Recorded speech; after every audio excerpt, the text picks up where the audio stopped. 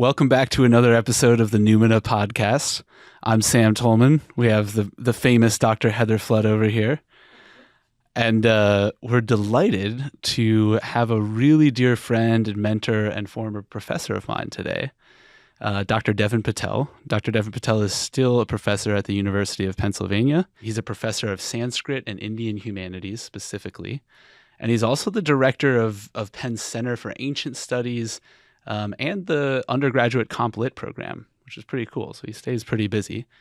He teaches philosophy, mythology, literature, contemplative theory.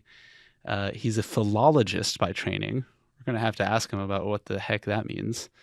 And he's a scholar of Sanskrit, literature, and culture, as well as grammar, linguistics, and poetics. Basically, if you haven't gotten it already, he's a polymath. He's also a really cool guy and a great musician and pretty freaking funny. Hopefully that comes out a little bit today. Also very special, Dr. Patel is really, I would consider him my first Dharma teacher, my first teacher of not just meditation, but really contemplative practice. And we'll talk about that today as well. And without further ado, let's get into the interview. So Dr. Patel, here we are. Thanks for joining us. So glad that you're here. I have a lot of questions about, first and foremost, what you remember of Sam as your student.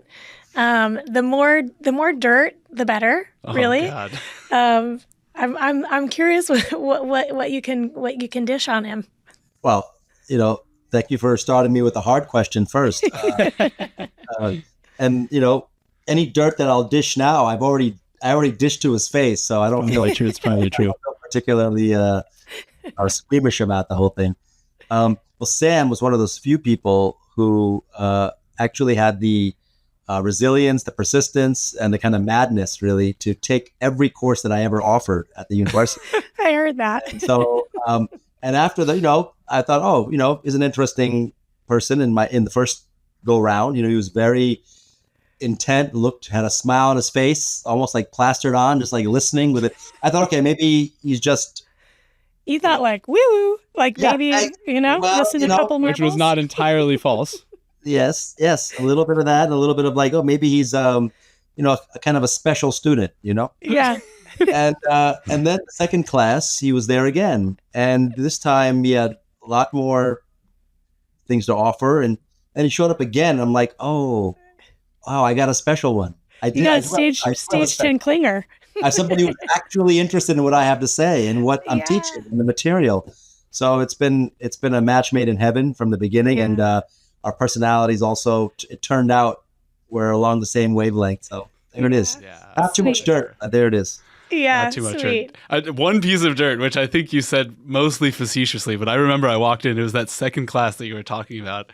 You said something to the effect of, "Why are you in here? Like this is for people who are unhappy. Every time you come in here, you're smiling." And I was like, "Oh, you have no idea. You have no idea what's underneath this smile, Dr. Patel." But it has been a match made in heaven, and it's been a delight. It's been a delight and so special to be connected even after school. Well, speaking of that smile, just really briefly, I mean, there is that very famous thing at the university that I teach at and that you graduated from called pen face, where people are often pretend to be happier and have their stuff together when in fact they don't, right? It's a kind of a weird way of conforming, of feeling like you have to put on a face. So that's interesting that you say it that way. Yeah. Well, I think there's something to that. Yeah, that's its own long conversation. Yeah. But we want to get into you a little bit. I mentioned that you were a philologist in introducing you, and Heather had a very important question about that. I said, who is Phil and why do we want to study him? What is this? Well, I mean, it's interesting. I mean, speaking of the conversation that we're having about the future of the university, a philology is a science. It's a kind of a historical method, really, but it's a way of approaching knowledge through language and texts. So a philologist's job was to be able to read everything that's produced in a language across disciplines, right? We often have, now we study things through a particular lens, philosophy, literature, history, whatever. But there was, philologists were just trained to study everything written in a particular language, and usually a classical language or an ancient language, and be able to contextualize everything in its particular moment, like what that world was like in that moment. So it's kind of a historian, but mostly working with words, with texts and languages. So that's the kind of training that I had, and particularly with Sanskrit, the ancient Indian language. So. Yeah. I'm curious how you fell into this and what got you started. Well, I kind of probably had a little bit of Sam's energy in college as well. I mean, I was thinking about going and becoming, studying English and comparative literature, which is still on the kind of spectrum of madness. But it was less so than something like Sanskrit, which is like completely off the deep end. Yeah. And when I went to college, I thought, okay, I'm going to do English Complet. And thankfully, where I went to college, Columbia University, they also offered Sanskrit, as many universities do still. And I took it as a second language. I already had a little Latin, and I thought, okay, I'll study Sanskrit. And I kind of had been reading texts from all around the world as a boy on religion and philosophy. So, but all in translation from different everywhere, Eastern, Western, whatever. I was really interested in that kind of thing. And I thought, it'd be wonderful to be able to read something in the original language of this. So I started as a Sanskrit class as an 18-year-old, the only one in a class full of graduate students who were all taking it to fill their degrees. Sounds like you. I failed my first 3 tests. Oh. And I just didn't get it, even though it was so difficult for me and just the way, and I kept persevering. And then the teacher was so happy when I came back and I did so well on the 4th test. And then I was kind of hooked. So I studied it all 4 of my years. I was also an English Complet major. And my practical goal was maybe go to law school. I think somewhere around sophomore year, I decided, I'm never going to make it through law school, the kind of person I am. And so I dropped that, finished my degree, did a lot of odd jobs after college. And then one of them allowed me, while in New York, to take 3-hour lunch breaks to go back to the university to study Sanskrit, which I kept doing. And finally, 2 years in, I was like, maybe I should go get a degree in this. And then I was like, well, where am I going to go? I want to get out of New York. Where's the farthest place I can go? And I'm like, how about Berkeley? I know they have something. So I just applied, and then things kind of started rolling. So I kind of fell into it, is the answer to your question. I didn't, But you loved it too. There was a love there. I mean, sometimes it's like a love born of struggle, though. It was one of those things where I was never, I don't think I was a natural at it. I had an intuitive strength, and I think I still have that. But, my mind didn't work that, in that particular way. And so I had to struggle a lot. And so it was a love that I kind of kept, but I did love it, obviously. There was something, it's very, but it was a kind of different thing. I actually totally get that. I don't know if you knew this, and Heather, I don't think I've told you this, but that was one of the reasons that I ended up majoring in neuroscience. Was I got to Penn, and I got straight A's in high school, and it wasn't that I didn't try at all, but like it didn't require a massive amount of effort for me. And I got to Penn, and it was the first time I'd ever I think I got like a 60 on the neuroscience first exam. This basic kind of entry-level neuroscience class. And I was like terrified. It was the first time this had ever happened to me. I was like, oh my God, what? Like, I'm just not cut out for this, I think. You show up in an Ivy League school, and I was told that everybody at Ivy League schools can burn shit with their minds. Yeah. Direct quote from my high school football coach, who I'm sure we'll have on here at some point.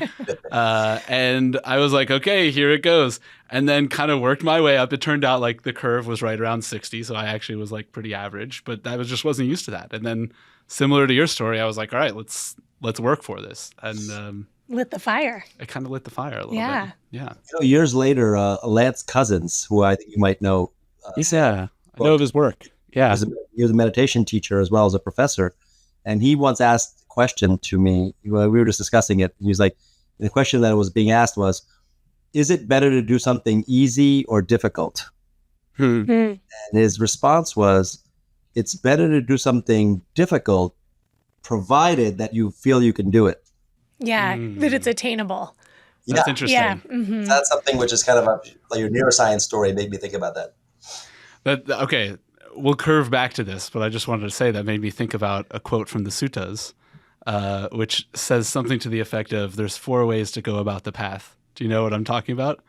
You can go the way that is both difficult and slow. You can go the way that's difficult and quick. You can go the way that's easy and slow, or the way that's easy and quick, as far as path to nirvana or arhantship. Interesting. So, interesting. We both chose the way that was difficult. I don't know if it's slow or fast, but DP, I want to ask one more thing about this philology. Like, can you help us understand, like, how is it that we can come to understand a culture, a people, by the language and by what happens with the way language is used? Like, could you give us some examples of that? And that might also help us understand, like, what can we understand about ourselves? Sure. Based on our language. I mean, that's an excellent question. I mean, look, one of the things is that there's always this perennial debate about, is our speech arbitrary? Like, are we all just experiencing the world in a certain way, and then whatever signs we put together to create words and we speak, that kind of is just a map, kind of a superposition onto that reality we're experiencing? Or is there something intrinsic in the sounds, in the words that we put together, and that gets kind of calcified into a cultural form that has a kind of a uniquely direct link to what's real? And I think there is some interesting arguments for both perspectives, obviously. And I think there is something about language and culture that comes from, that's articulated through language, or in some level at least sung about, even if it's vague and inchoate through language, that actually is more revelatory oftentimes than we, because it's on the interface of our sensory experience and consciousness. I always think about, like, we always are so focused sometimes on things that we can touch, right? Like material things that we think about is about a place or a culture, or that we can see, or even like hear sounds. And that's, of course, it has its own incredible pathway and window into what a culture is, what a person, what a world is. But something about words, the ability to kind of mold them like wax, to kind of make them tell our lies, tell our truths. There's something that's so deep and powerful, and also to make us more than ourselves, or make us or kind of express the things that we will never be able to see or hear. There's something wonderful about the words and the texts. And so, I think of the Sanskrit world, it's a culture almost wholly made of texts, right? If you look at from like 2500, 3000 BCE, when we have like the earliest material records in Southern Asia, up to like almost 1,000 years past, 1,500 years past, where we hardly have any. We have a lot of texts, we have a lot of words, but hardly any. There's no pyramids or the metropolis or any of that stuff, right? It's all kind of, people are still living on that stuff. So it is a world of words, and I kind of find that to be amazing. That we have whole societies and cultures that are just in language.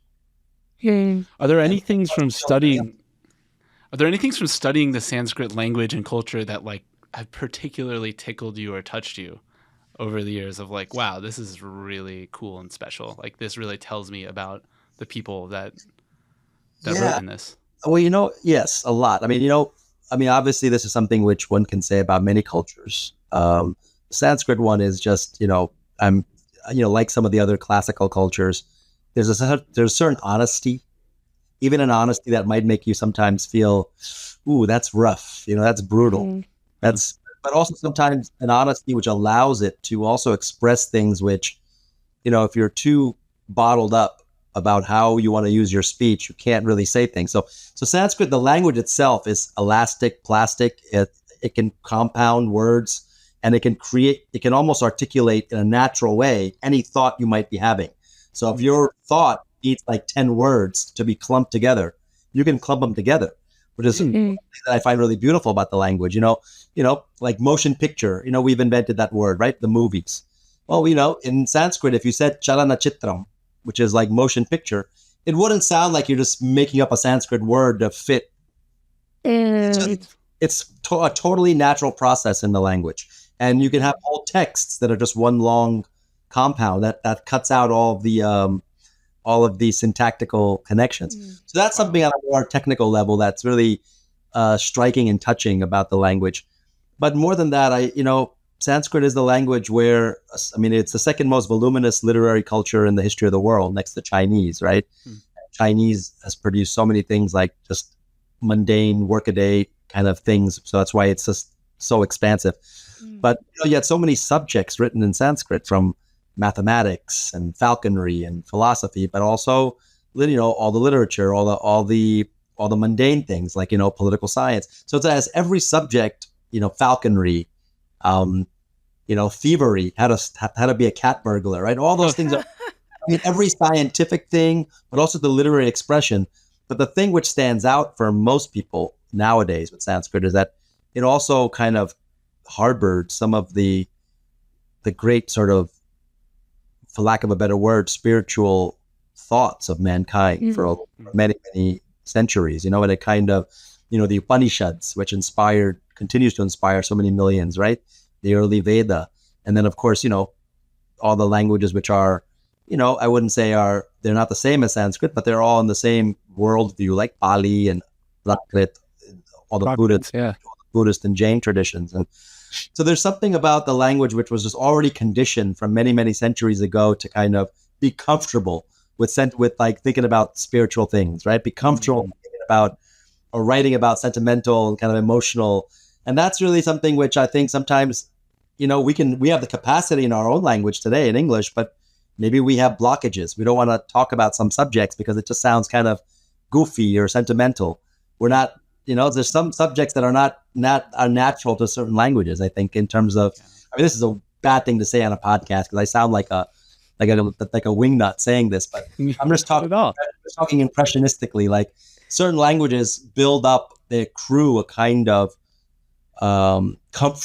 comfort level with certain topics just by usage over the years, That totally makes sense. That's also an excellent segue into the next thing we wanted to ask you about, which is, of course, you're a professor. You're also a Dharma teacher. You teach meditation, but not just meditation. You teach contemplative theory, contemplative thought. You specifically are a practicing Buddhist. And I mentioned you in the intros. You were my first Dharma teacher.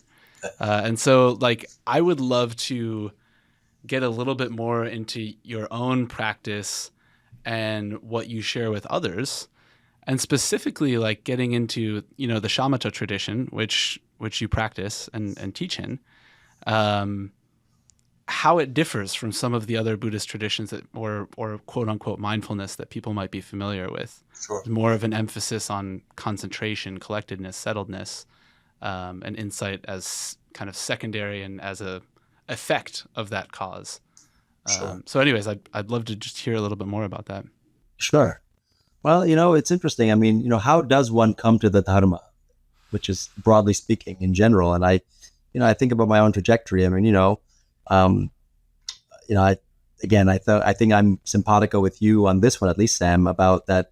Well, I'm a little bit uncomfortable always adapting myself into the kind of naming cultures, right, of labels of who we are in terms of, because obviously I've had so many things that have kind of shaped my entry point into the Dharma. So, I went to 14 years of Catholic school. I'm born into a Hindu family, right. And I picked up Buddhist meditation while I was in graduate school at the University of California at Berkeley by a teacher who was trained by in the UK by a series of teachers who were trained by a Thai monk who had left Thailand, and had been teaching people at the universities there.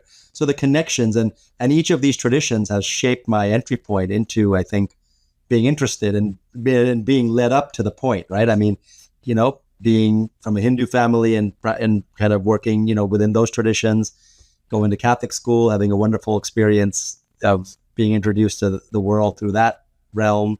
And then, of course, other realms as you keep growing.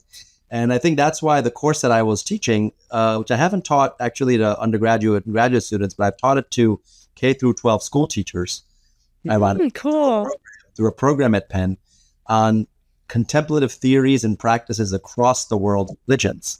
So it's allowed me to explore the ways in which certain practices, whether they're, breathing mindfulness practices, dietary things, sound practices, repetition of names of God, or there's so many practices that you'd be surprised to think like, wow, the whole world is tapped into this world.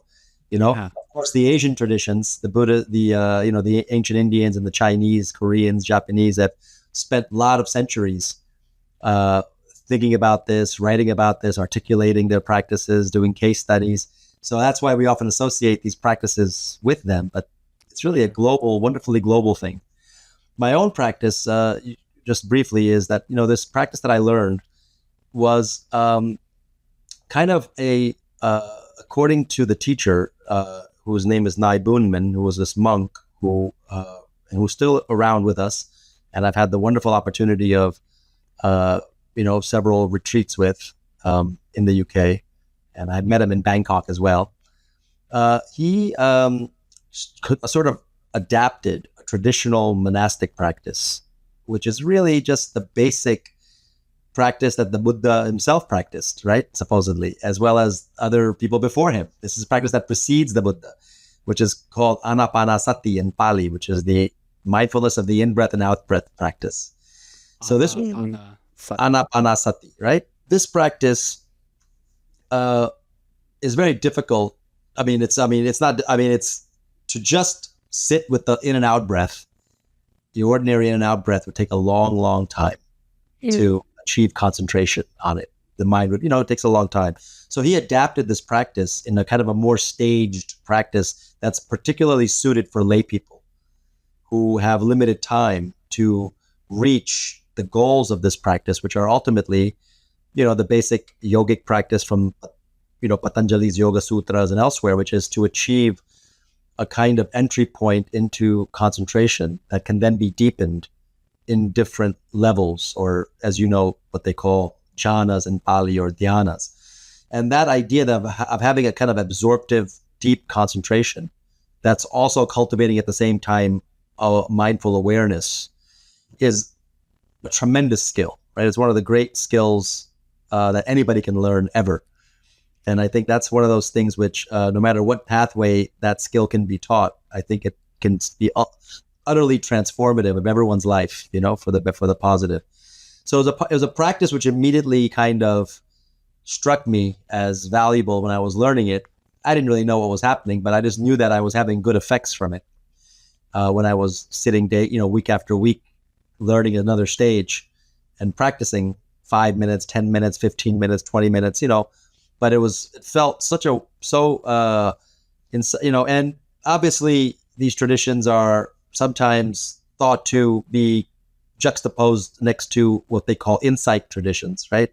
Shamatha meaning concentration, calm concentration, deep concentration, pacification of the activities of mind, as opposed to insight traditions, which are meant to, take us through, right through certain obstacles or blockages. And of course, they both work together. Every Buddhist tradition will tell you that every tradition is a shamatha vipassana tradition, vipassana. There is no one or the other. It's a question of how one approaches it, what one emphasizes, what pathway one uses.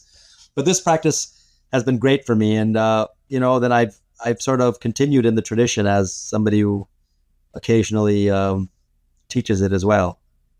Occasionally. Very humble, very humble.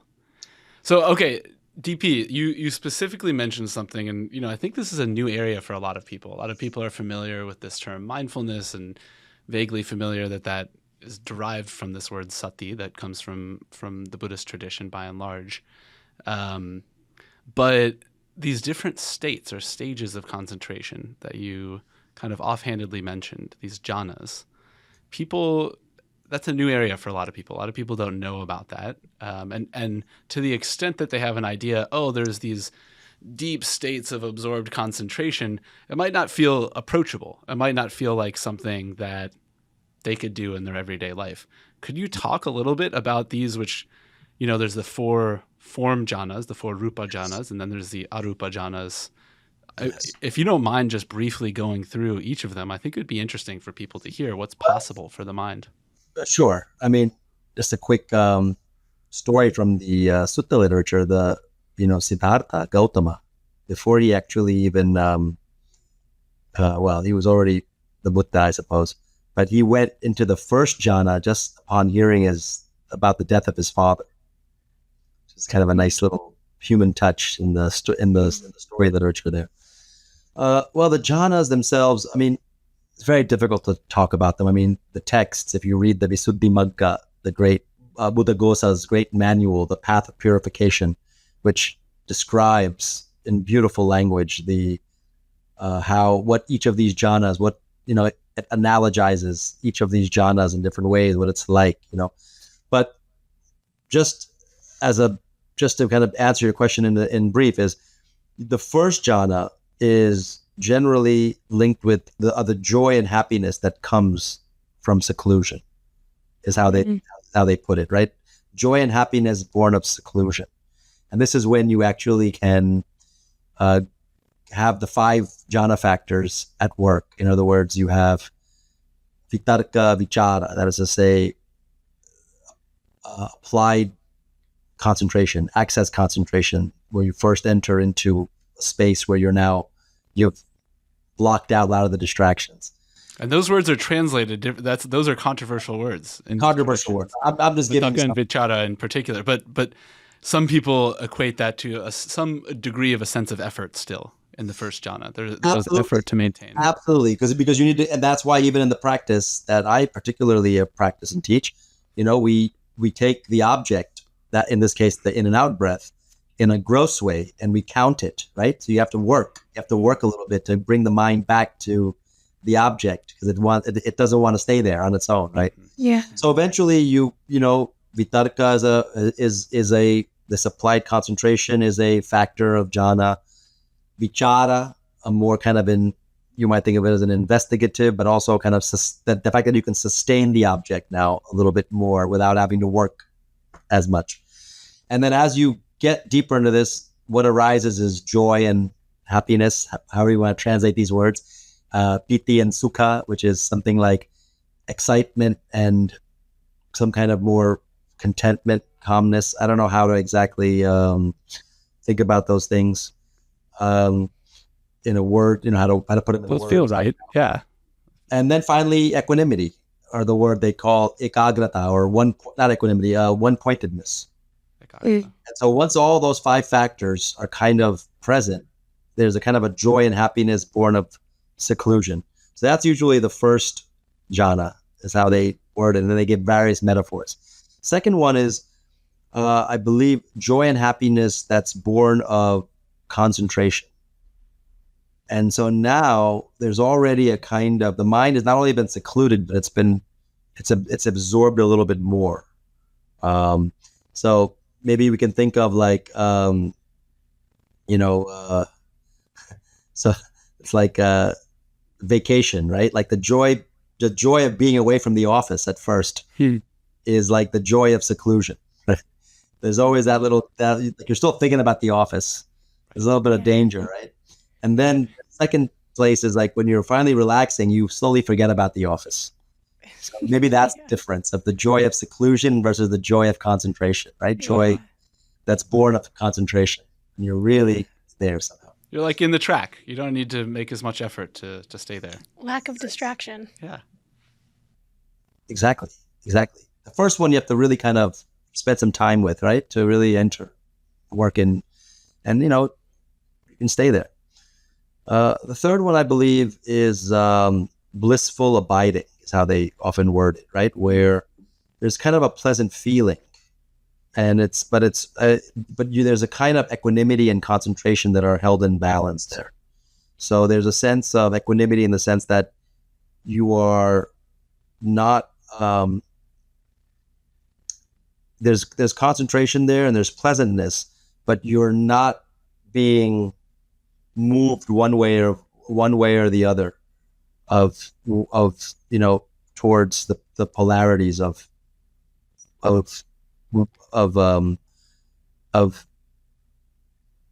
to put it, Objects of sense objects, and also of thought anything at all, anything which is kind of and also marked by this factor piti, which you described as excitement, as that one disappears in this stage. Exactly. And these things cooler, calmer. So like vitarka and vichara disappear in the second one, right? Or vitarka, and then it gradually things disappear, and what's left is kind of one-pointedness, right? Is left in this third jhana. And finally, the fourth one is a fascinating one. It's there's neither pleasant nor unpleasant feeling. Yeah, and these are the rupa jhanas, right? There's neither pleasant nor unpleasant feeling. And so this is something else. There's another sense that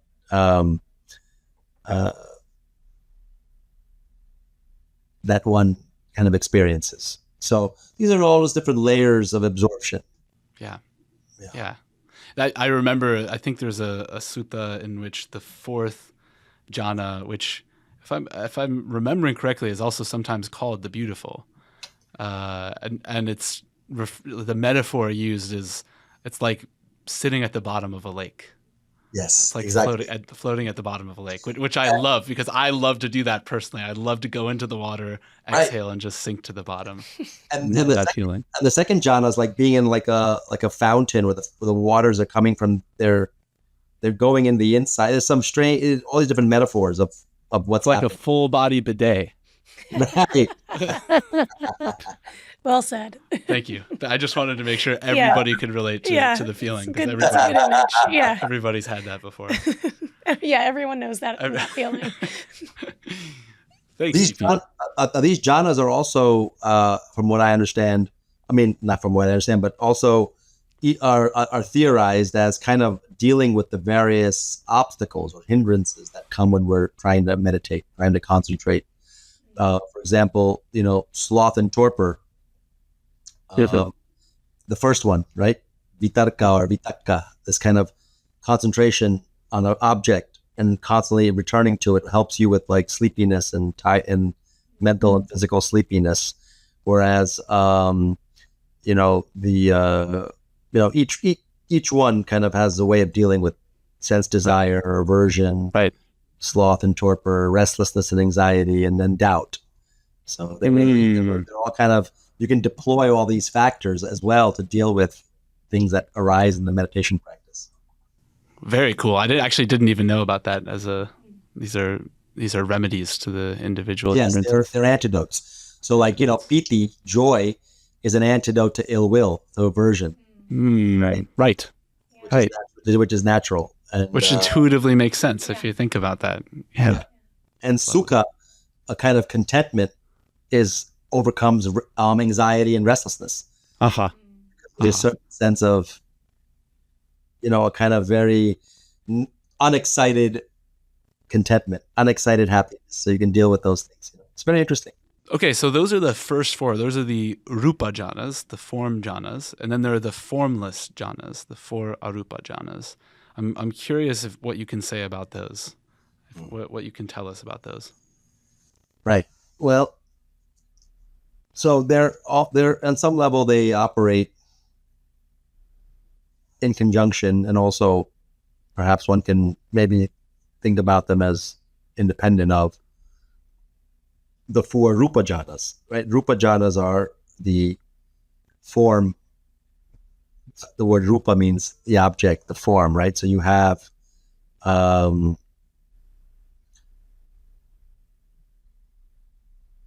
four that we just described. And then the arupa jhanas are now formless. And of course, generally the thought is that you should practice the form jhanas first, because as Nibunman once sort of cheekily put it, he's like, first you want something, then then you can have nothing. Like it's like it's like the idea of like kind of but this is obviously in practice after one has had experience. One it depends where one wants to go, what one wants to do, and one has perspective on those things. But and these are thought of as extensions of the fourth jhana sometimes. Yeah, sometimes. I mean, people often, you in practice, you often enter into an arupa jhana through one of the rupa jhanas, right? One of the form jhanas, you enter into the formless. Right. But often you need something that has form to then let go of. To dissolve that form. So what are they? Like, if it's not form, what is it? Yeah, help us understand that. So let's just look at the names, right? You have what they call rakasa, which is space, right? And they use this long Pali term, which I don't know, I haven't memorized. I probably will now that I've been something ayatana. Ayatana means like a sphere or a domain. Sphere, yeah. So like a domain of infinite space. Wow. Sounds pretty cool. Yeah, that's very formless. And there's various instructions and various ways in which one can approach that in different traditions. And this oftentimes people learn these on practice weeks once they've had some experience with form meditation. And then you have the sphere of infinite consciousness. And what would that be like? Like, I think infinite space intuitively might kind of make sense to people. People can maybe imagine what's infinite space, but what would infinite consciousness be? That's a good question. I mean, that's a question that one can ask in practice. I mean, obviously it's hard enough as a neuroscientist, to ask about what consciousness is, right? In a more scientific, clinical, not like, hard problem kind of way. But there is, of course, the issue of consciousness as there's mindfulness of body, as there's mindfulness of feeling or sensation, and there's mindfulness of consciousness. And then there's, of course, mindfulness of the Dhamma.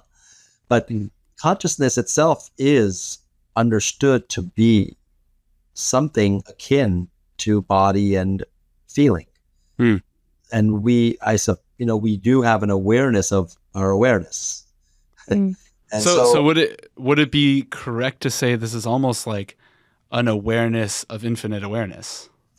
That's what it's like a reflexive awareness. Because all of this is about, all mindfulness really is a kind of heightened consciousness, isn't it? We run into a linguistic wall, a linguistic problem with all these things.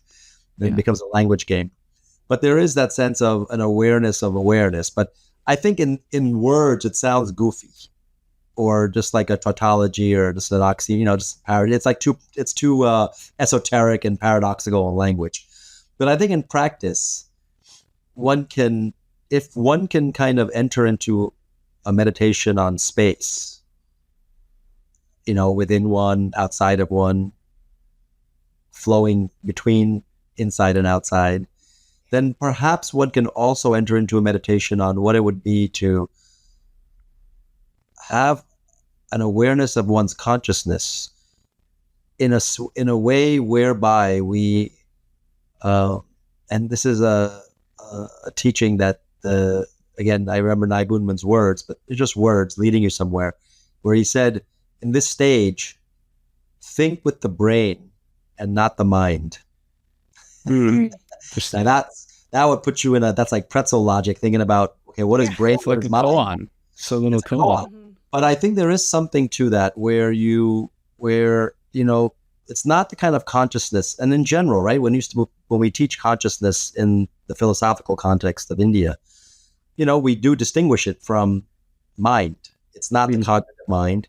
It's not your individuated ego sense, and it's not a kind of intellectual conscience of sorts, which is both, which is intuitive and moral.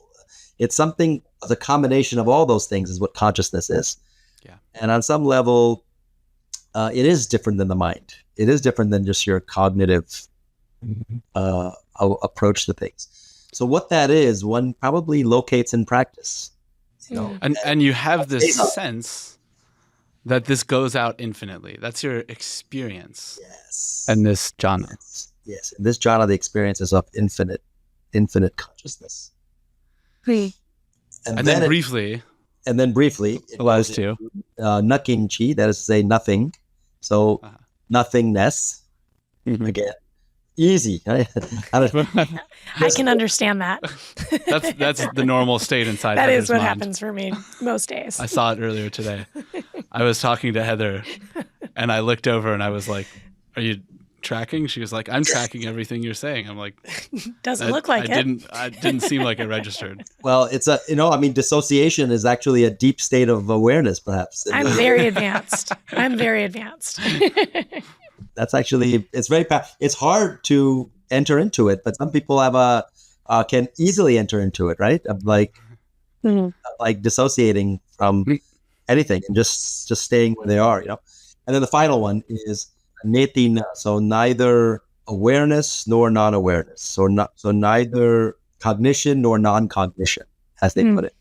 So this is that final, very subtle stage, the jhana where. What can be said of it? What to say about it?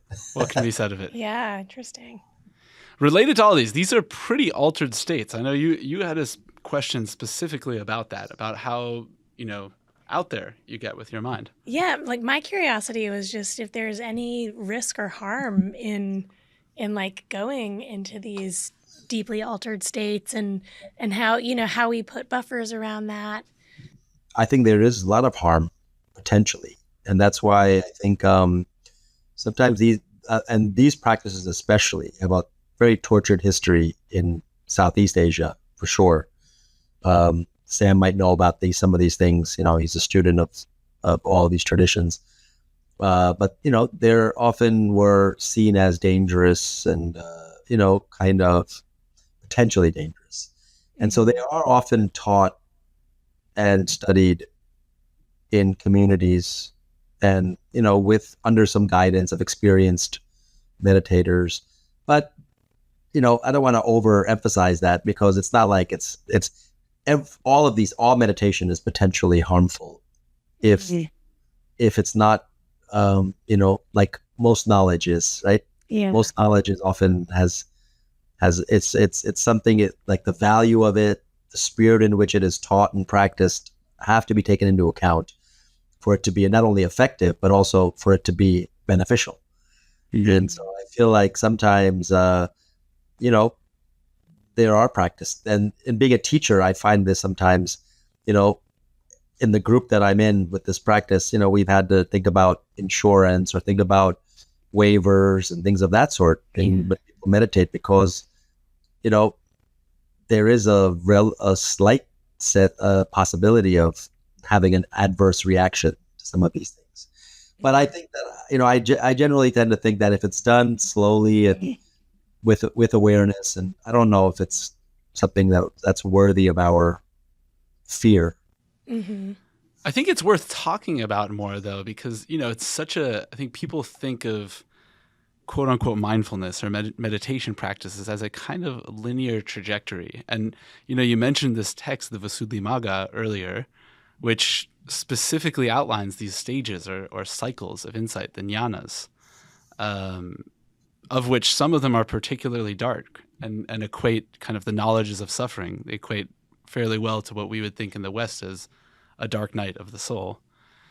There's actually I was just watching this while I was on retreat. I was bad. I watched a video on retreat, but I remembered this scene because I was kind of having a rough time. If anybody remembers this scene from Crouching Tiger, Hidden Dragon, DP, you might remember this scene. So I think it's one of the opening scenes where the main character comes back, the swordsman, and his love interest, who's also a main character, I'm forgetting her name, she's like, what happened? And he says, I reached this state that my teacher had never told me about. And she's like, oh my God, that sounds amazing. He was like, I was bathed in this white light. It was like such extreme bliss. And she's like, you were enlightened. And then he was like, and then it faded and I was basked in like infinite misery. And like that actually maps incredibly well to the tradition. There's a stage that leads up to this moment called dissolution. And after dissolution is the stage of misery. And these are expected parts of the path. I mean, that's more on the insight side, but the insight is also happening as you're doing these concentration practices. Even with the concentration practices, people can have certain extreme mental states. I'm just curious if you've seen that, if you all talk about that as shamatha teachers. We do, in fact. And,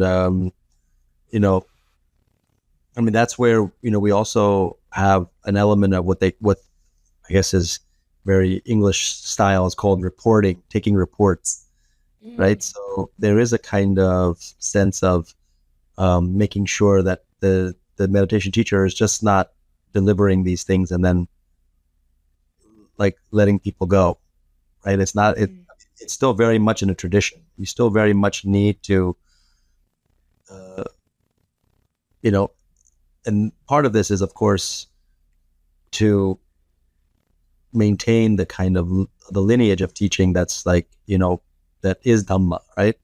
But the second thing is also for these very reasons, to see how somebody is reacting to it, what difficulties they might be having, where to tweak the practice, where to actually encourage them to do something different, very important. So these aren't just from textbooks. These are from real teachers teaching. How does that factor in? And secondly, the stories also make them come to life. So I'm curious if you have any specific stories that you want to share with us that are particularly touching to you. One thing is with living traditions, right? So there is certainly, it is true. I mean, there's no substitute for being in the midst of another passionate person who is earnestly practicing and teaching something, right? It doesn't have to be a master necessarily. It doesn't have to be, but oftentimes it is. Even if they're in like disguised as like just an ordinary person, right? Or doesn't matter. Like you sometimes are. You don't always disguise yourself as an ordinary person, but I think we all are to each other, right? I mean, I think age is canceled out. Sometimes, we do kind of attribute certain things, but I think it's very important. This kind of emphasis on, certain subjects are just cannot just solely be reserved for reading about them and reconstructing them. As a kid, I was studying karate, and I had a book. Chris Vital's karate book. I remember I was practicing front kicks and side kicks and all of those things. And it was great for a little while. It's actually like the Karate Kid story, like the movie, I realized. And then we weren't that far off in terms of when the movie was made and when I was doing it. Yeah. But then when you actually get into a dojo, when you actually get into with a teacher and other students and other pupils, and you realize that, knowledge is an altogether different thing. It's very different. And, if you can't have that, then the writing is good. It's good enough. And with meditation, with kind of intense study, and, one can make a lot of progress that way. But I always admired and I always kind of was attracted to the living tradition. So I pursued it in different ways. So that's one thing. Like in terms of meditation, everybody kind of does that, right? But then with not everybody, but one is often encouraged to be part of a group or have a teacher or an experienced meditator. And I've done that with, meditation and with things like, my own academic study, which is literature and poetry. I've studied with poets. I've sat with them. I've kind of worked with them. And so that's another area. The other thing you seem to ask is about, did you say something about stories, like mythologies, that sort of thing is what you were saying? Oh my goodness. There's so many things there that I can, obviously I teach a course on mythology and, it is another language. We talked about language, and it's one of those wonderful languages which allows us to articulate things that we can't articulate often through our ordinary speech. I always make a little joke at the beginning of my class, like, there are certain things that, like, you can't sit around talking about incest with your grandma, or something like that. You can't talk about certain topics with in certain contexts. And the myths allow you to kind of delve in, think about things, difficult things often. It doesn't always have to be on that level. But there's also things like, we can kind of explore our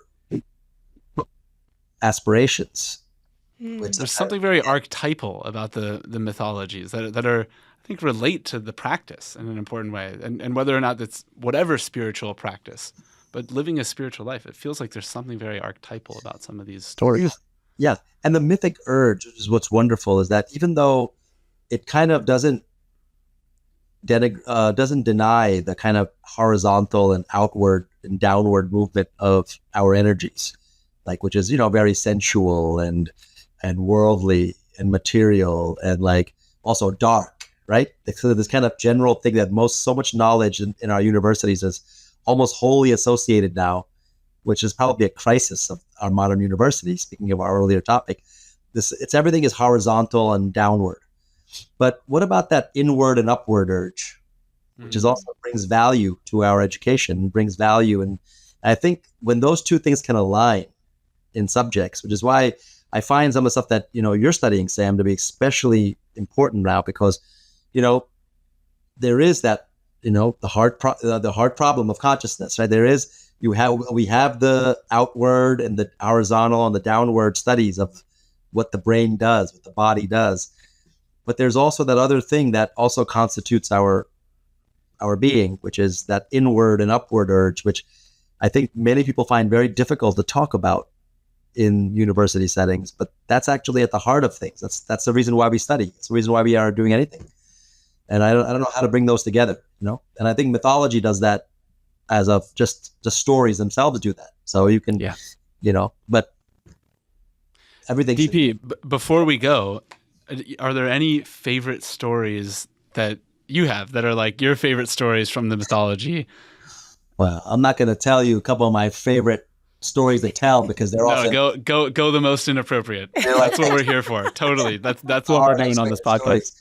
The birth of Kartikeya, the birth, I remember that one. The god of war. That's a kind of a risque story, right? The story of Ahalya and Indra. So there's a whole set of risque stories that I'm telling.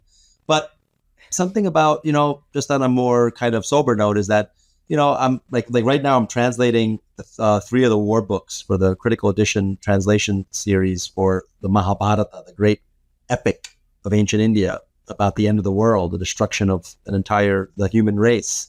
And it's a very dark, gloomy epic. And I'm doing the war books. So I'm especially thrown into this world of violence and war.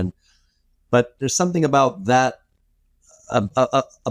kind of extreme world that one gets thrown in, that I'm very much now exploring. And the other epic I also love telling the story of is the Ramayana, because oftentimes, and even in the Mahabharata you have this, but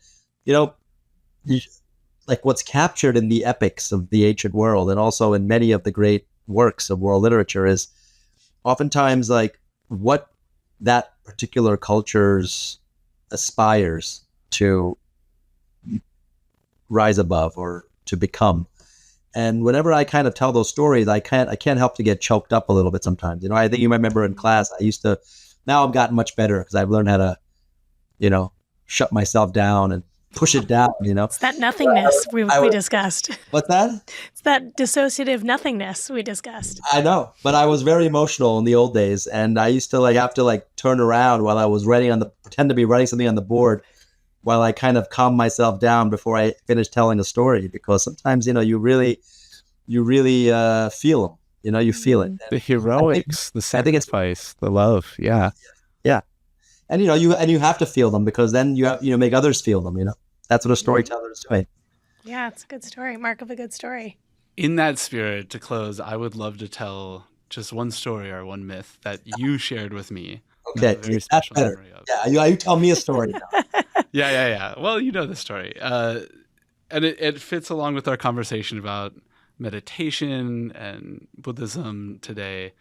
And that's the story of, all of these different traditions, whether it's Buddhism or another tradition, they all have a kind of returning savior or such of the future.